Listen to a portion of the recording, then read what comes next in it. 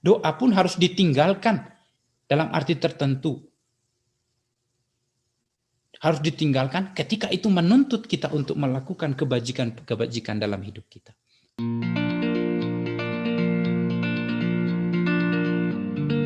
Yang terakhir, doa yang benar mengubah si pendoa. Semoga ini lebih cepat ya. Doa yang benar mengubah si pendoa. Doa itu adalah merupakan perjumpaan dengan Tuhan. Saya yakin semua orang pasti mengiyakan ini. Doa merupakan perjumpaan dengan Tuhan. Bahkan yang umum kita tahu adalah doa itu adalah bercakap-cakap dengan Tuhan, berjumpa dengan Tuhan. Nah, dalam kitab suci, dalam pengalaman hidup rohani, setiap perjumpaan dengan Tuhan itu selalu mengubah hidup seseorang. Ingat, setiap perjumpaan dengan Tuhan selalu mengubah. Ingat pengalaman Rasul Paulus ketika berjumpa dengan Yesus dalam perjalanan ke Damsyik, dia berubah. Penganiayanya pengikut Kristus, lalu kemudian berubah menjadi rasul dan menjadi pewarta.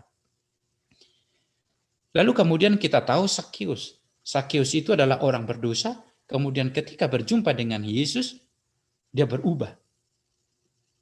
Setiap perjumpaan dengan Tuhan itu selalu mengubah.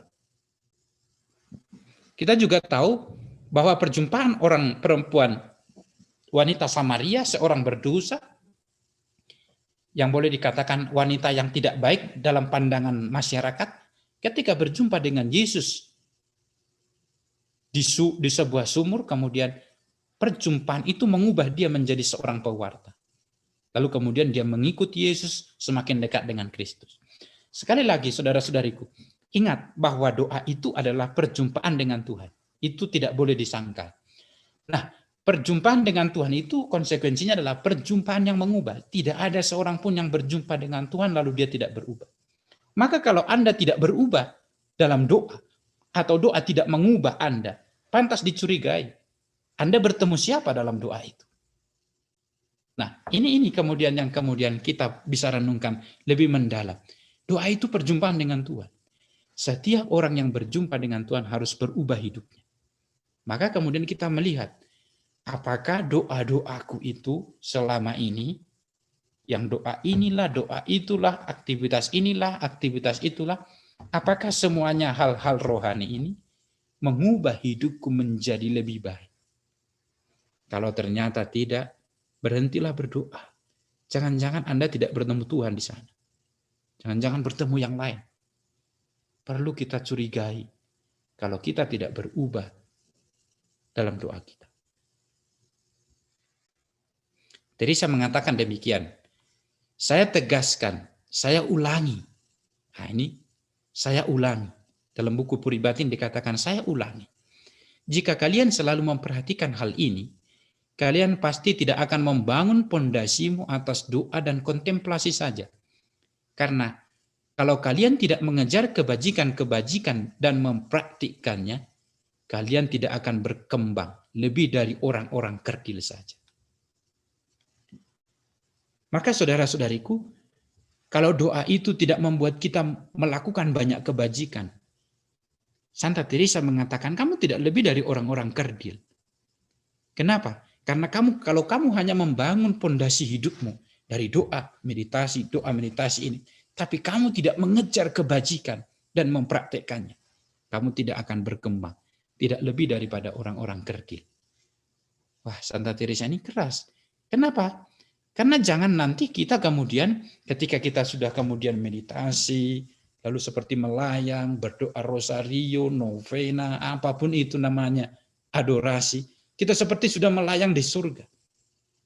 Kalau kamu membangun pondasimu hanya pada itu, dan kalian tidak mengejar kebajikan-kebajikan dan mempraktekkannya, Anda tidak akan berkembang, tidak lebih daripada orang-orang kerdil. Itulah nasihat Santa Teresa.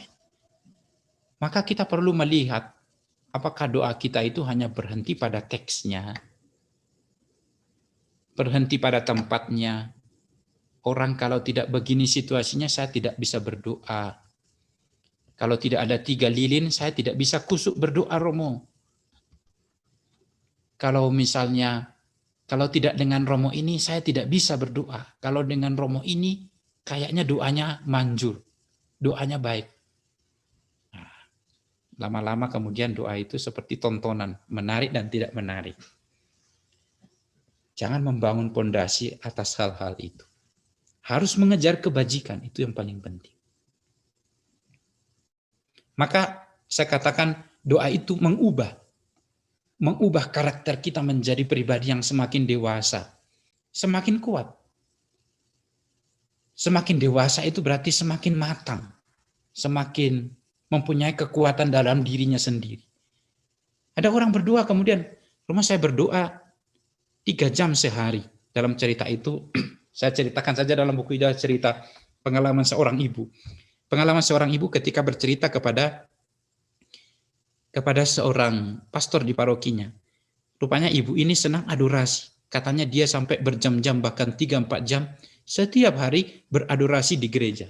Kebetulan di kapel itu, di gereja itu ada kapel kecil, kapel adorasi 24 jam. Setiap orang bisa datang ke situ selama 24 jam. Terbuka terus.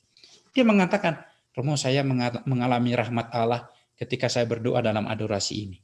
Dia bercerita kepada pastornya dengan menggebu-gebu bahwa dia mendapatkan rahmat dalam adorasi itu. Menarik sekali, ketika ibu ini bercerita, pastor itu tanya demikian, Ibu lebih senang berdoa di sini atau tinggal di rumah? Lalu dia jawab spontan, ya lebih senang di sini Romo, karena di sini berjumpa dengan Tuhan. Maka mendengar itu pastornya bilang gini, mulai besok ibu tidak perlu lagi datang ke sini. Karena ternyata ibu ini kemudian lebih senang berdoa, adorasi itu, karena berjumpa dengan Tuhan, dan tidak senang di rumah karena berjumpa dengan suaminya. Lalu kemudian doa dijadikannya sebagai alasan untuk menghindari hal-hal yang tidak mengenakkan dalam hidupnya, di dalam keluarganya. Hati-hati kalau doa kita jadikan sebagai pelarian. Doa itu harus membuat kita realistis, dewasa dalam iman. Doa itu bukan kemudian membuat kita terawang-awang lalu tidak bertindak secara konkret. Teresa Avila mengatakan harus mengejar kebajikan. Kalau ibu tadi sebenarnya betul-betul seorang pendoa, dia harus bisa mencintai anak-anak, suaminya ada di sekitarnya. Saya pernah terkejut mendengar menggebu-gebu cerita seseorang ketika dia bercerita tentang hidup doanya yang membuat saya heran, bahkan jauh lebih daripada itu. Tapi ketika itu dia mengatakan, saya ingin menceraikan suami saya, Romo, karena suami saya ini tidak mau mengikuti cara berdoa saya. Anda bisa menilai sendiri bagaimana kemudian doa itu tidak menjadikan kita menjadi pribadi yang mengejar kebajikan. Yang berikutnya adalah saya terangkan di situ, silakan dibaca sendiri. Intinya adalah doa itu mengubah kita, membuat orang semakin peduli pada sesama. Tidak ada pendoa tapi semakin dia berdoa, semakin tidak peduli, semakin cuek. Semakin banyak dia berdosario tapi hidupnya semakin cuek kepada orang lain. Tidak. Berdoa membuat semakin realistis yang saya katakan tadi. Berdoa semakin banyak saudara. Ketika engkau dekat dengan Tuhan, engkau akan dekat dengan banyak orang. Maka pendoa yang semakin banyak musuhnya, itu bukan pendoa, hati-hati. Jangan-jangan merasa kita bahwa sesatu-satunya orang yang dicintai Tuhan dan orang lain tidak. Yang berikutnya, berdoa itu menggerakkan hati berderma. Kalau Anda suka berdoa, itu pasti Anda suka berderma. Kalau tidak, berhenti berdoa. Karena apa? Doa itu menggerakkan hati. Lihat pengalaman Yesus ketika berdoa dengan para murid, meskipun mereka sedang berdoa, ada banyak orang datang kepadanya seperti domba yang tidak punya gembala. Kemudian mereka berhenti berdoa.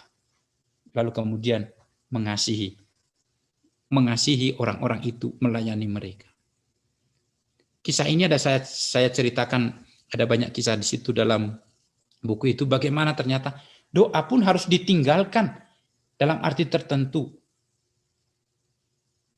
Harus ditinggalkan ketika itu menuntut kita untuk melakukan kebajikan dalam hidup kita. Maka saudara-saudariku, mari kita melihat ini. Doa itu harus mengubah hidup. Kalau tidak mengubah hidup, itu bukan doa yang benar. Maka sebagai terakhir, penutup, Maka Santa Teresa dari Avila mengatakan, inilah tujuan doa. Inilah tujuan perkawinan rohani.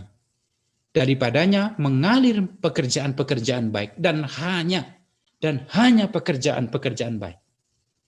Pekerjaan-pekerjaan seperti itu, seperti yang telah saya katakan kepada kalian, adalah tanda atas karunia yang asli, atas sesuatu yang datang dari Allah.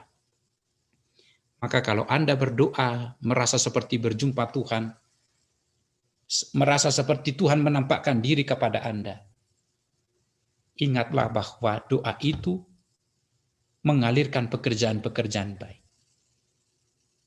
Kalau dia benar-benar Tuhan, maka dia akan mengubah hidupmu menjadi pribadi yang lebih penuh kasih, persaudaraan, penuh perhatian. Kalau tidak sampai kepada situ, maka jangan-jangan perjumpaan dengan doa itu bukan Tuhan, tapi bisa seperti halusinasi kita tentang Tuhan.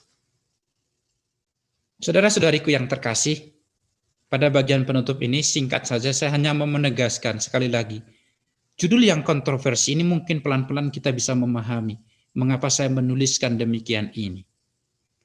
Tapi tetap saya mau tegaskan sekali lagi adalah Santa Teresa dalam hidup rohani selalu mengingatkan tentang kepalsuan. Doa adalah jalan menuju persatuan dengan Tuhan. Itu hal yang paling utama kita ingat. Nah, ketika jalan ini kita jalani, ketika kita bertekun dalam jalan ini, maka setan akan terus mengganggu kita menempuh jalan itu. Karena kita sudah mulai hidup lebih baik, cara berpikirnya itu.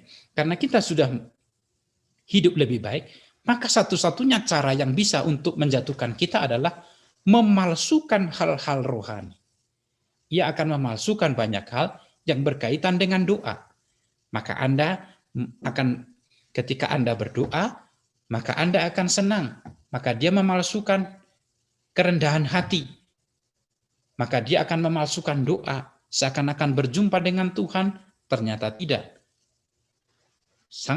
Saya katakan sangat-sangat wajar bahwa hal yang paling banyak dipalsukan adalah yang bernilai tinggi.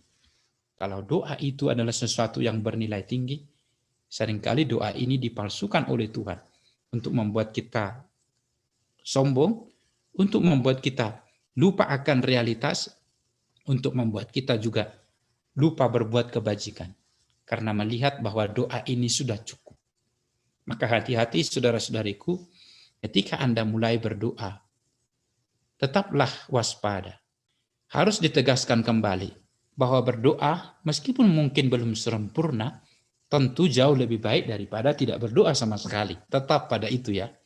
Maka ungkapan lebih baik tidak berdoa hendak mendorong kita agar berdoa lebih baik. Jadi lebih baik tidak berdoa itu boleh dikatakan artinya berdoalah lebih baik. Nah, bisa dipahami sekarang ya. Karena itu saudara-saudariku, hal-hal rohani tetap harus diwaspadai. Karena paling mudah menjatuhkan kita masuk ke dalam pencobaan yang lebih berat. Sebab hal-hal yang paling banyak dipalsukan itu adalah hal-hal yang bernilai tinggi. Anda kalau lihat barang-barang palsu, emas palsu, berlian palsu, itu paling banyak dipalsukan. Jarang ada misalnya ballpoint palsu, nggak ada. Karena ballpoint itu murah, 3.000. Tapi hal-hal yang paling mahal itu banyak dipalsukan. Mobil palsu, sepeda motor palsu, dan semua yang berharga itu palsu. Doa itu berharga, karena itu sangat mudah dipalsukan untuk menjatuhkan kita menjadi pribadi yang semakin jauh dengan Tuhan. Doa tidak perlu bertele-tele karena Tuhan itu Maha tahu. Apakah hal ini berarti bahwa dalam berdoa kita nggak perlu curhat atau cerita sama Tuhan? Lah, gimana nih Mo? Silakan.